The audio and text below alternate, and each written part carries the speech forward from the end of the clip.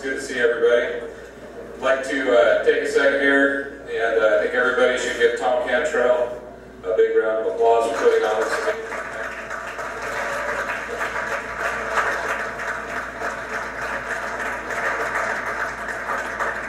What's so unique about this particular event is it's a really cool blend of every kind of research. And I, for one, think that that's how things get done. Like with cancer, they're trying different types. They're taking science in with other types of medicines, and they're getting great results. And maybe we can apply that type of technology to what we're doing up here. And I think this is a good representation of that. So, anyways, for those of you who don't know me, my name is Randles. I'm the co-founder of the Olympic Project. When we started out almost 4 years ago, we were a camera program, or a camera track program. What we did is we started putting out cameras throughout ridge lines, remote areas, throughout the Olympic National Forest, with hopes of getting pictures of a Sasquatch. We've done that, and it's very frustrating, to say the least. These critters avoid the cameras amazingly well. So what we're doing nowadays is we're trying to evolve, and there's a lot of people. What I'm going to do up here is I'm just basically going to address a few things I'd like to say, and then I'm going to get out of the way and let David Ellis and Germeau present a few things that we're doing nowadays.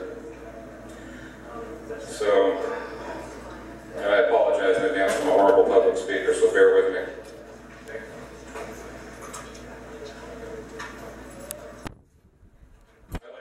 There's a lot of people wondering what we're doing. We've recruited a lot of people to the Olympic Project. Recently, we've recruited John Mayachinsky, John Bendernagel, Dennis Foll, Paul Graves has joined, David Ellis is in, Bart Catino. There's a lot of people. What we're trying to do basically is assemble a talented group of people to most effectively study the evidence that we gather every year. So everybody in Bigfoot research has their thing. Mr. Moorhead has his thing, Mr. Nelson has his thing. We're in the business of gathering evidence, and we spend an ungodly amount of hours in the wilderness doing that. And so what we would like to do is take all the evidence that we gather on a yearly basis and put it into an evidence database and have the most qualified people in this field available to study what we gather. And that's what we're doing. That's the direction that we're moving forward into. So, and I will say for the record that anything that we're gathering this year or next, we will be working with Jeff Melra and his new DNA project with the samples that we're gathering now and in the future. So we're very excited about that. A couple of other things I'd like to address here real quick. I do believe that species verification does need to happen. And the reason I think it needs to happen is not necessarily for protection. I agree with a lot of people that have spoke here this evening. I don't think they need our protection. But I do believe that there should be a law put in place to where if you shoot at one, you're going to prison. And the only way we're ever going to achieve that is with species verification. And so we are pushing for that. And we will continue to push for that, and we will gather as much evidence as we possibly can, and with hopes of making that happen. We would also like to give an open invitation to anybody in this room or anybody that would like to come go in-field with us and study and see what we do. Just talk to me after this if you'd like to be involved. We love to teach. We love to teach what we've learned. We love to take you out in the woods and let you experience what we see on a daily basis. So you have an open invitation. And I'd like to say a couple words about Melba Ketchum and the study. There's a lot of rumors going around. We are deeply involved in the study. We've got over 100 samples submitted just from the Olympic Project. And I can tell you, there's a lot of ridiculous rumors going around, but this woman has been working her brains out. People are very impatient, and people are very angry, which is crazy. Melba is a true pioneer in this field, and she's worked very hard, and she will not be rushed by everybody's impatience.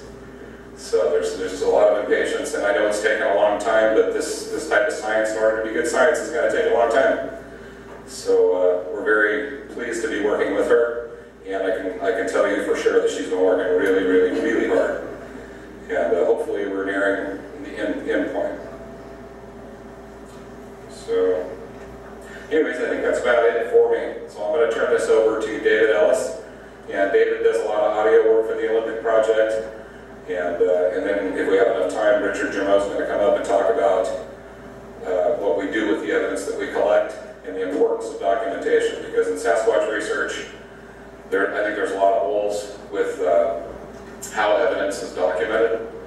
And I think that there's a lot of room for improvement with proper documentation, and that's one of Rich's areas of specialty. So anyways, thank you very much, and it's really good to see everybody, and have a safe trip home.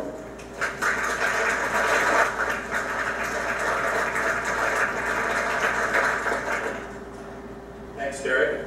I'm David Ellis, and I was recruited by Derek to join the Olympic Project. 7 years ago, in 2005, I attended my first Bigfoot conference. And that's, I've been following Bigfoot on the internet, probably like most of everybody here.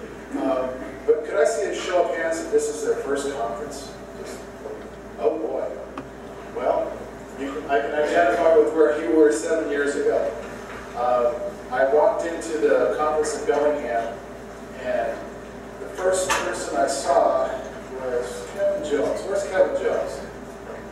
Kevin was talking to a gentleman, and I didn't know a soul. And I walked in the room, and I was just trying to be a wallflower and kind of listen to stories that were going on. And Kevin was relating a story that, have you heard? You should.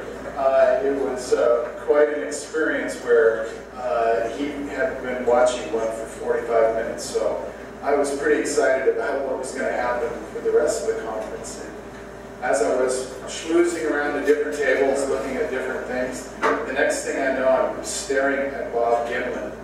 And I must have had my jaw down, and my eyes must have been as big as saucers. Thom, if you don't know who he is, he's pretty well known in the Bigfoot community. He saw my dilemma, and he kind of chuckled, and he said, "Would you like to be walking?" And I said, "Boy, would I." And it just kind of took off from there.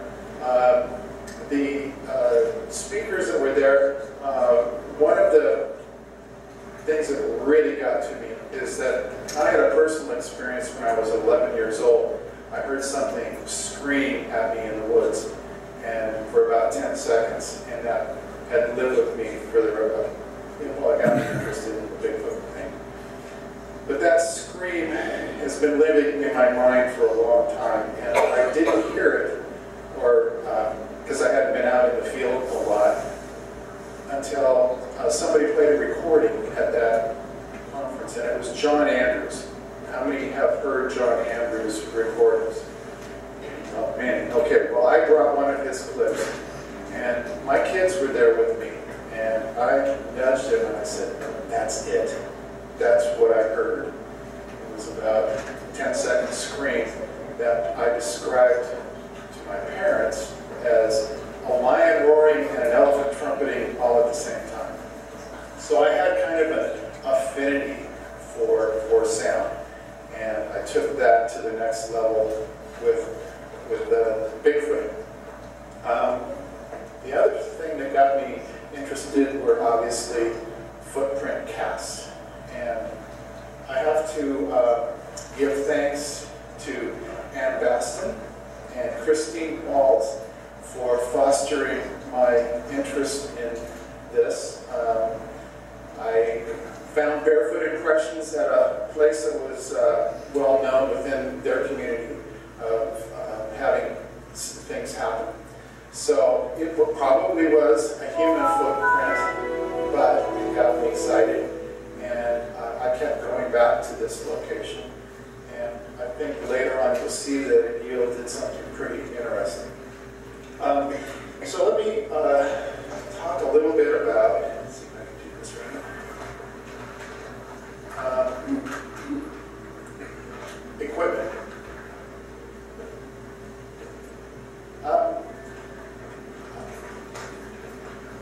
we need to gather evidence. And when I first started recording, I had been given a gift by my children, a $50 spy-on device. And I went into the woods with my headphones on, and I'll be a son of a gun if I didn't hear something approaching, and then have a wood knock session. Well, I ended up with a story. I came back and told people about what happened, but I don't have any evidence that it really happened. So the next thing I thought is, I need to get a recording device so that I can record what happens. So I bought a pocket digital recorder and connected it to the $50 spy-on device. And I'll be a son of a gun if we didn't have a really good back and forth wood knocking with screams. I'll play that for you, but you'll see that the quality of the recording is not as good as it needed to be.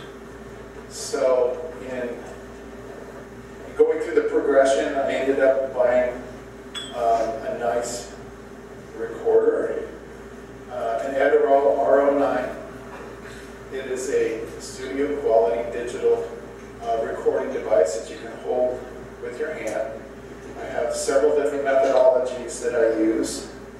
One is connecting it to that Dan Gibson parabolic dish, which is another high quality recording device that is used for wildlife. There's another one that's probably better, which is the Talinka, but the Dan Gibson is probably the second best that's out there. Because the goal is to get the best recordings possible for analyzation. So the next progression is, I found that I was only hearing maybe 60% of what was going on in a recording. Those are just my percentages. Maybe it's more, maybe it's less. But when I would play the recording over, I would keep picking up more and more and more detail. Well, that's very tedious to keep going over recordings just to find a little more minute detail. I found that there is a software out there. Have any of you heard of a gentleman on the internet that's starting to gain some speed? Monongahela? Anybody? One or two? He's somebody that's, I believe Scott Nelson is going to be working with. He's a crypto linguist. He and I started conversing about 2 years ago, and he turned me on to this specific software which does spectrographic analysis. Spectrographic analysis gives three different ways to change a waveform into something that's a little more visual. This is a typical waveform that you're used to seeing.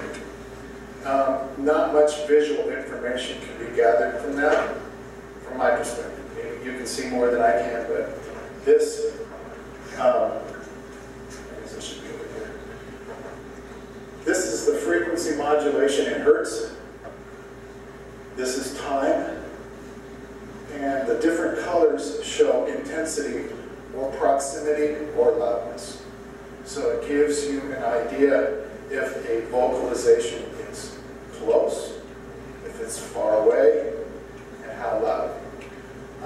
It gives you much more detailed information. I can pick out frogs croaking, I can see wind in the trees, I can tell if a tree is creaking, I can see a wood knock, I can tell the difference. These are just some of the things that I have learned to do through the analyzation process. I can now take a 30-minute file and review it in about 5 to 10 minutes, depending on what's on that file. So visually, this spectrograph analysis really has become a great tool for me. Let's see. Okay, if you could bear with me a moment, I need to set up some audio because I want to play some recordings for you.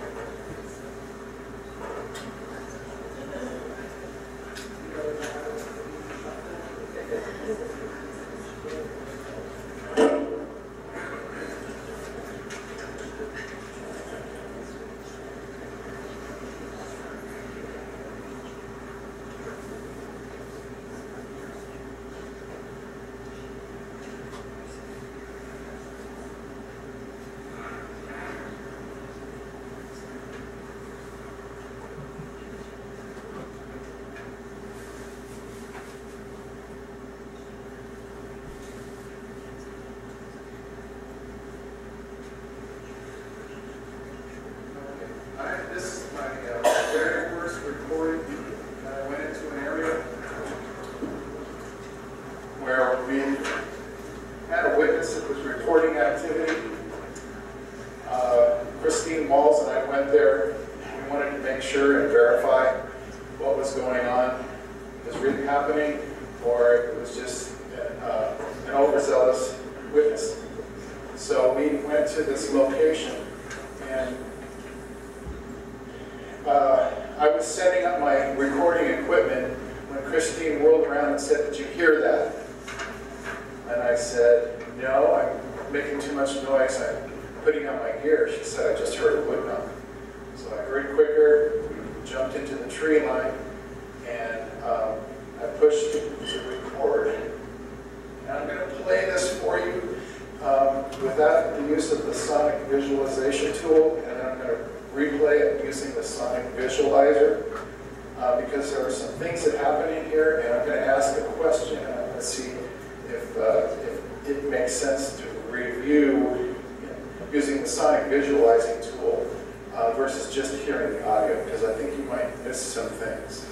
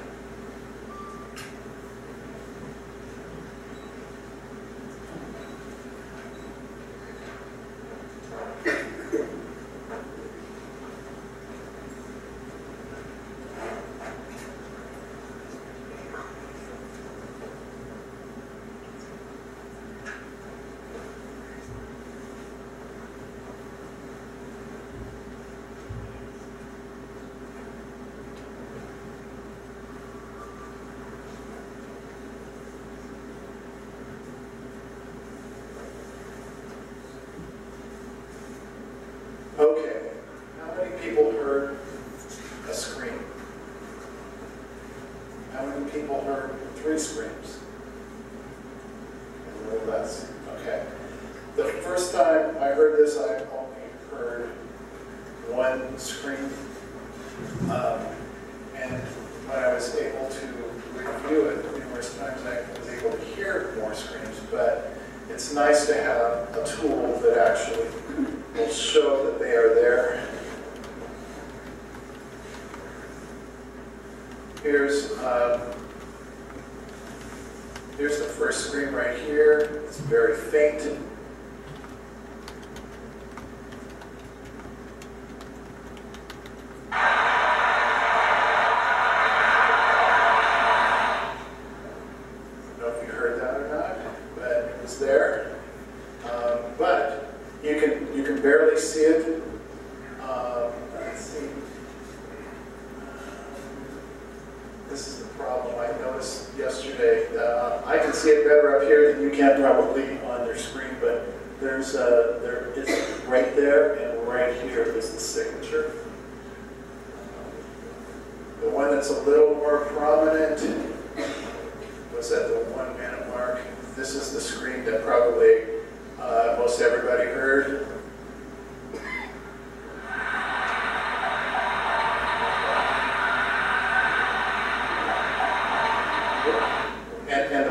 Afterwards.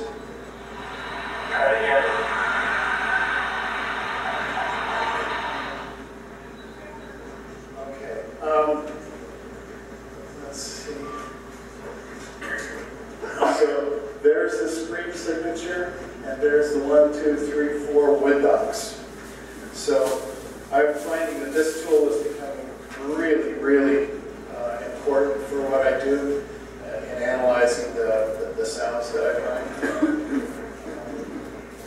So that was the very first recording that I ever made using a cheap spy-on device with a cheap digital recorder. I wish I had better equipment. I would have got those screams a lot better. I would have got the wood knocks a lot better. But it shows you the progression that I'm going through. Now I've upped the ante on the recording equipment. And so I can collect a little better evidence. I'll see if I can get up a wood knocking session that happened at a location where my son and I were sitting in the shadows.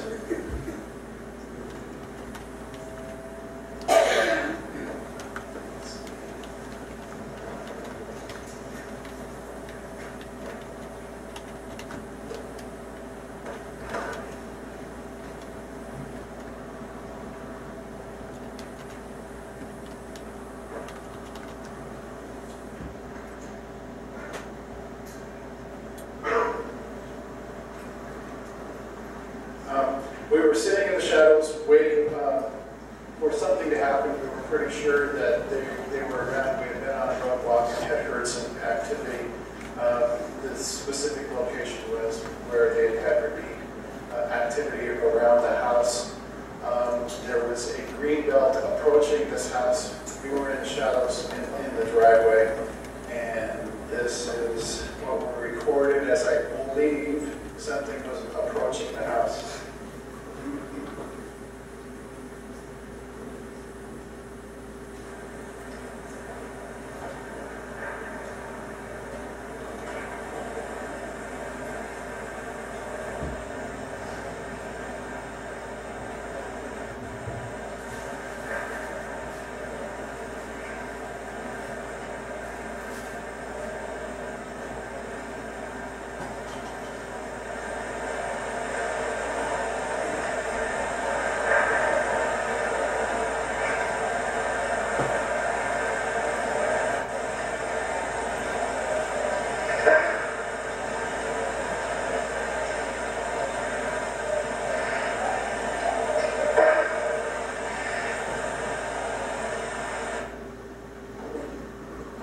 Those are fairly loud signatures, and I'm pretty certain what they were, but you know, this is anecdotal evidence as best. I'm not here to promote everything that you're hearing is a Sasquatch, but it's I just do the heavy lifting, and I'll let the people that have the analyzing skills take it to the next level. If there's something there, then we're going to find out.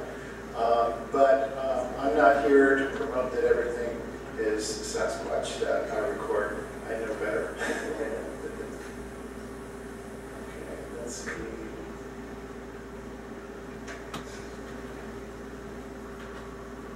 Dave? Yes. All of that session with the other that wasn't you at all response.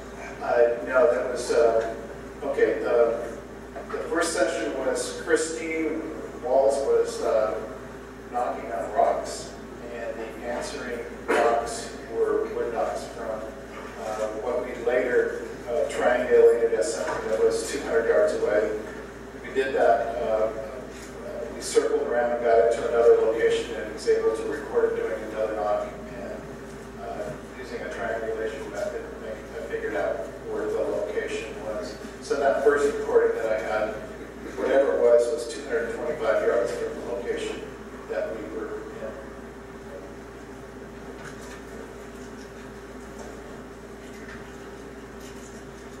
Okay, let's see if we can get John Andrews.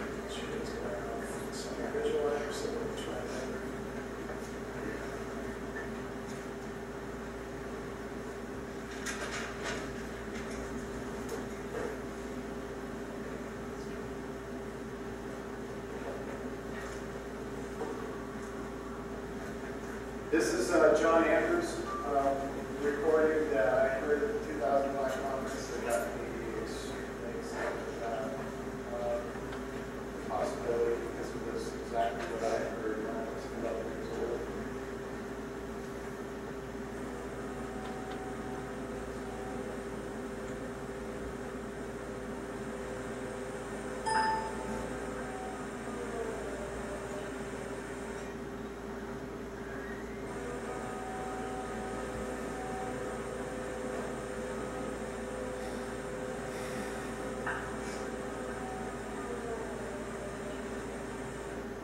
Can everybody hear that? I know it's really, really low. I lost my sonic visualizer for whatever reason.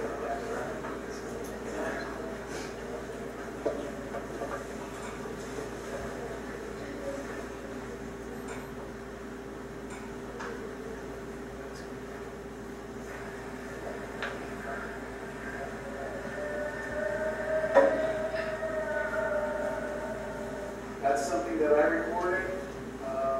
Controversy about that being an investigator in our expedition, but I asked that particular investigator, and I said it was this one. I asked that one, they said, no, that's not me, it's this one. And so we went ring around the rosy on that. I think that it's pretty close to what I've recorded from John Andrews, so I think this might be a really good possibility. I'll try it again for you.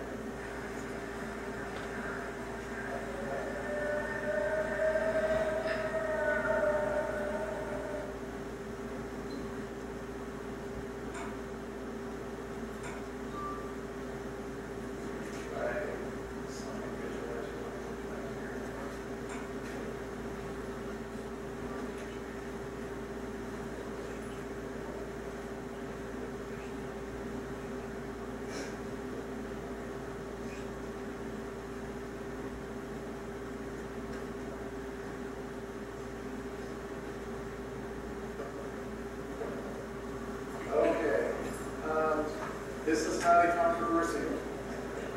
What I'm about to play for you actually happened. I was there.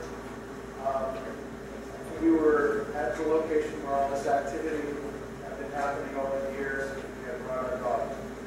Her name is Kaya. She was loose. She was running around. She had been to this location before.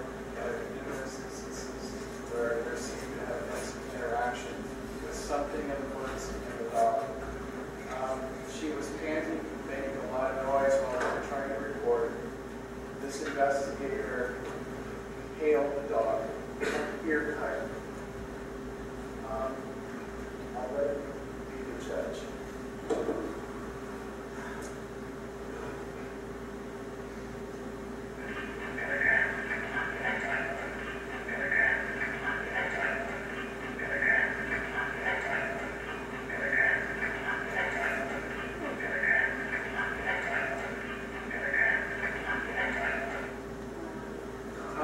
Using sonic visualizer, the receptive response is different than the first. First response. Response.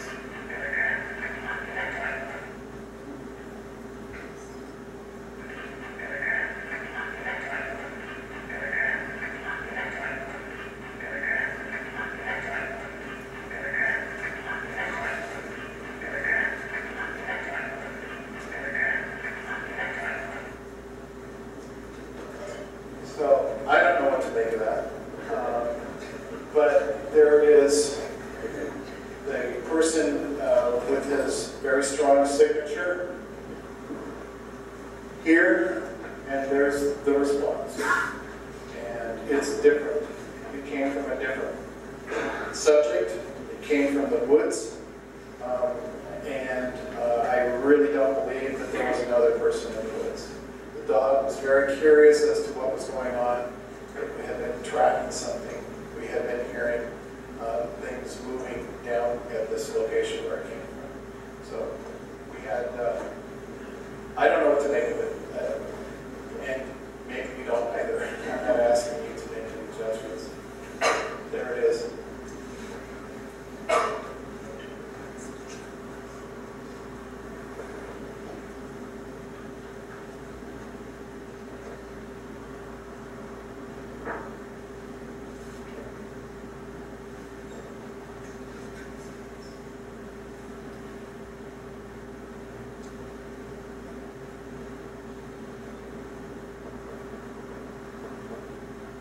This is something that I recorded in my tent in the middle of the night in the Olympics. We were on an expedition. We had been hearing things around the area. We had actually, on a road walk, I believe Scott Taylor has recorded a whoop as well, separately in the same location. But this is what I recorded later that night.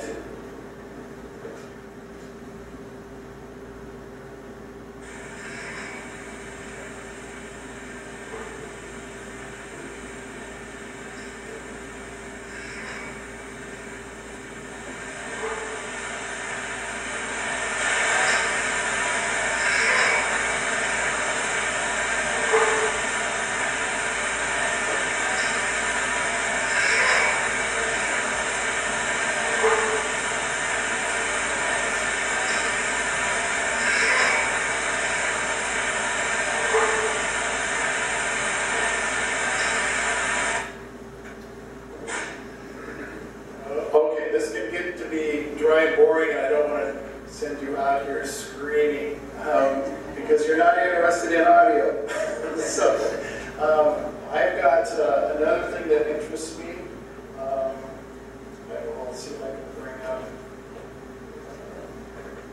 the PowerPoint again. I did.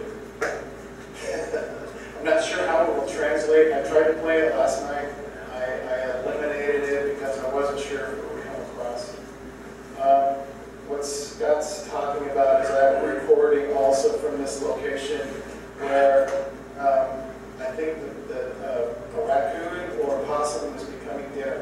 And you can hear it go after something in the trees, and all you can hear is whack, whack, whack, and screaming, whack, whack, whack, so something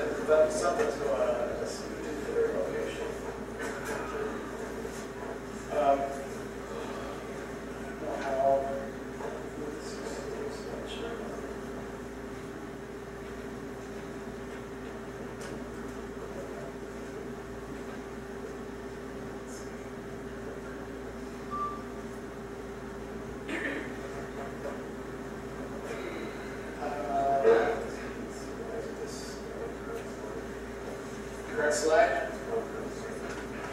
There we go. Okay, go to this specific location every year for the last 6 years, finding impressions when the reservoir drops. I go in October when it's cold, when there shouldn't be people there, and it's below the water line of typical human activity during the summer. So it reduces my chances. Here again, I'm not here to say what I'm showing you is Bigfoot, but it sure has some interest. This particular slide that I'm showing you here, that foot is only 3 3/4 inches long.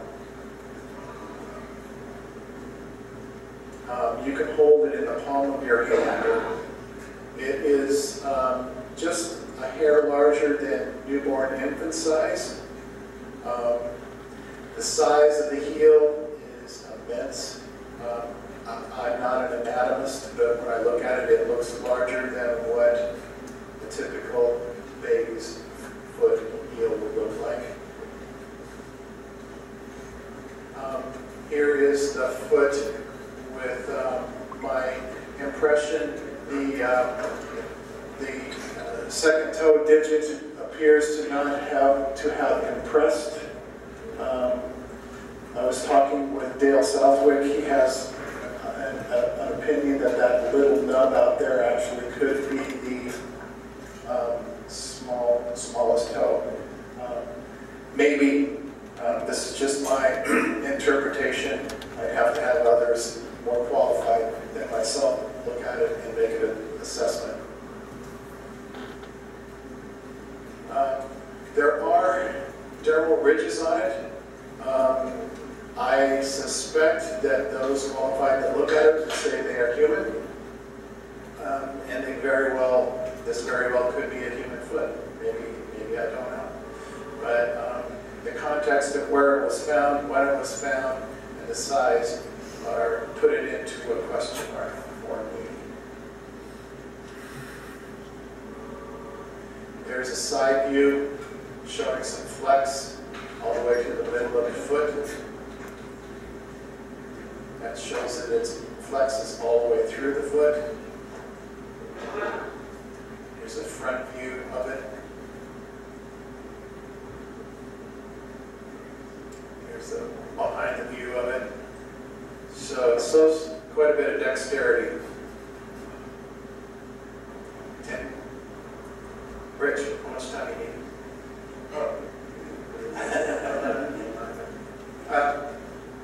This is the location where I found it. It was in the middle of that triangulation of where the stumps are.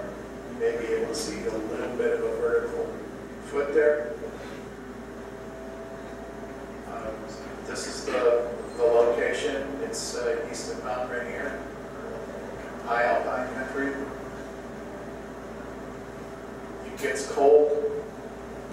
I've been there and found this impression just at sunrise. It was quite a collection down near the water. Something's walking around on frozen sand, stepping on large stones, walking through areas I wouldn't dare in bare feet. I find all kinds of different anomalies. If this is a human footprint collection that I've got, we should be aware of all of the different things that you can see in a human foot. So I just cast. I cast. Again, I'll let the determination come from those who are qualified than myself. I thought this was a hand and a palm impression. When I cast it and turned it over, I discovered that it is actually a foot. It's a half impression of a foot. And this is going up an incline. So the slope, or what I cast the impression in, it was on a slope. This is the first impression that got me going. More than likely a human, but it just looked like it was too deep. It would have needed more weight to create the impression that I thought somebody would have. I have been following this foot in 5 years. It's grown in size. It is now 15 inches long.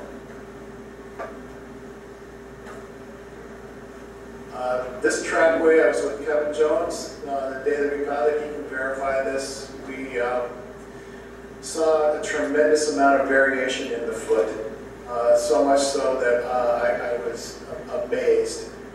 Those 3 feet right there are all the same foot, showing different mechanics. So again, if this is a human foot, we need to be aware of what human feet really can do.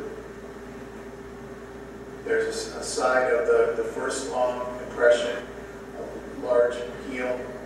There's showing a curve all the way through the foot. And then this particular, I'm not sure what I'm looking at here. Maybe Dr. Melvin could give us a clue. But this is the castings that I made from that trackway. Again, showing different things. The foot is flexing.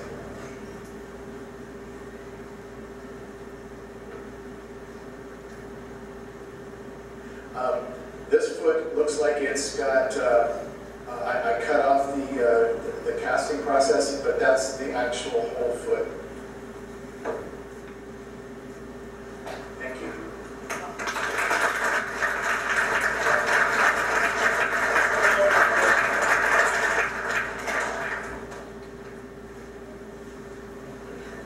Just hang on for a minute. I'll make this quick because everybody wants to get out of here, so.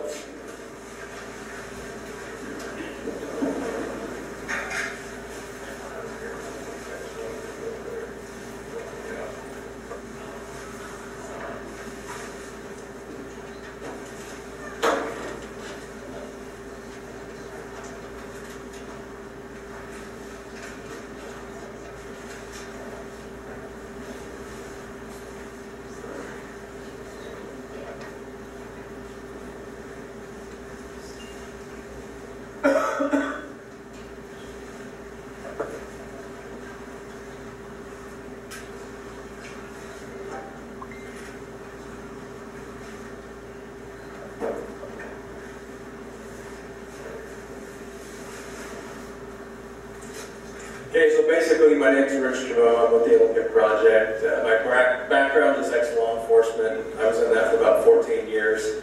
I did everything that you can think of in that career. I was a general investigations detective for 3 years, and that's where I got to utilize a lot of these skills. But day to day, I utilize the basic stuff that every Sasquatch researcher does in the field all the time. So, I mean, it can get pretty complicated and pretty basic, but what we're going to go over is real basic stuff, and it's what basically everybody should be doing. And I think that in this, what lacks is consistency. In general, every researcher does things a little bit different in the way they document, the way that they collect evidence or whatnot. And consistency is important, and I think you'll see, that throughout this.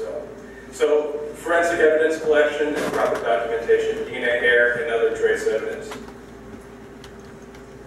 Importance of proper collection. It is essential that all evidence be collected as contamination-free as possible to maintain its value and integrity. I can't say that enough. And to do that, there's just some really basic things that you need to do. Use a barrier. Latex gloves are probably the most important thing out there. Secondly, it's just as important to properly document the collection with as much pertinent detail as possible. That's another thing that lacks in a lot of stuff that we've seen. I mean, people want to keep a lot of secrets to where their locations are, which is great and everything, but you need to put as much information and detail as possible, especially if a professional is going to be reviewing it. Because if you send them something that says, this came from my secret place, well, that doesn't tell them very much information. It doesn't lend a lot of credibility to what you're giving them. They can't put a context to it. They can't correlate it with other things and whatnot. Proper equipment. I cannot stress enough having the proper tools and supplies. What I have is a small weatherproof case that I have just some basic stuff in that pretty much is useful in any circumstance that can come along out there.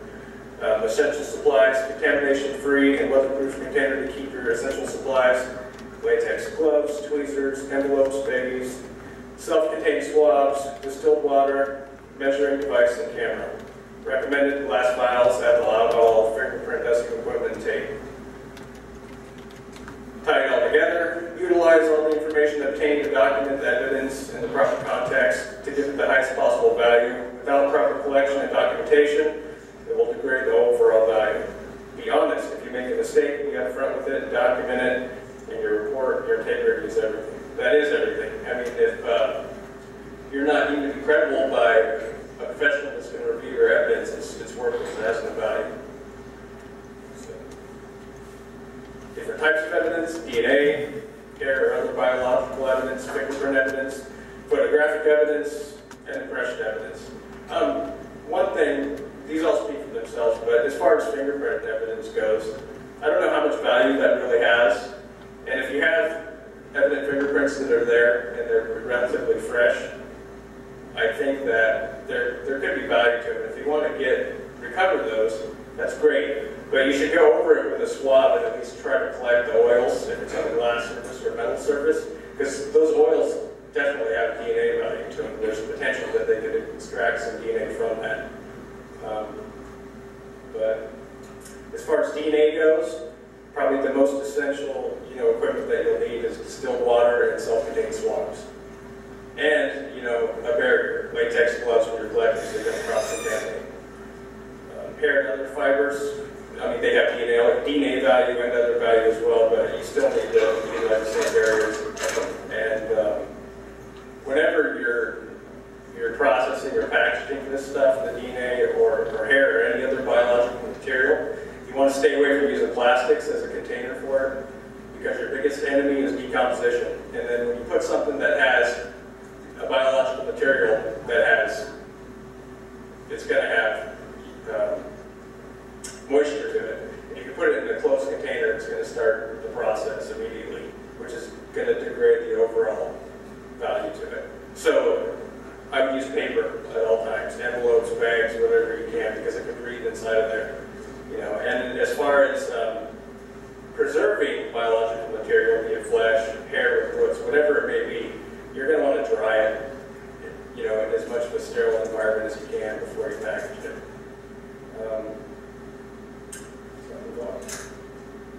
Rules of evidence. Always keep in mind that whenever you enter or leave a scene, you bring in something with you and take something out. That always happens. You can't go into some place and go out and not leave something behind and take something with you when you leave. So keep that in mind when you are approaching, when you're going into a place. You want to try to make sure you minimize that as much as possible. And then control the scene. Document who goes in and out. And keep a timeline of what is found by whom and where it's located. Keep a log if multiple researchers are at the scene. It's important to do so, because different people are going to find different things at different times. You need to know where they were found, when they were found, and if possible, photograph them in their natural state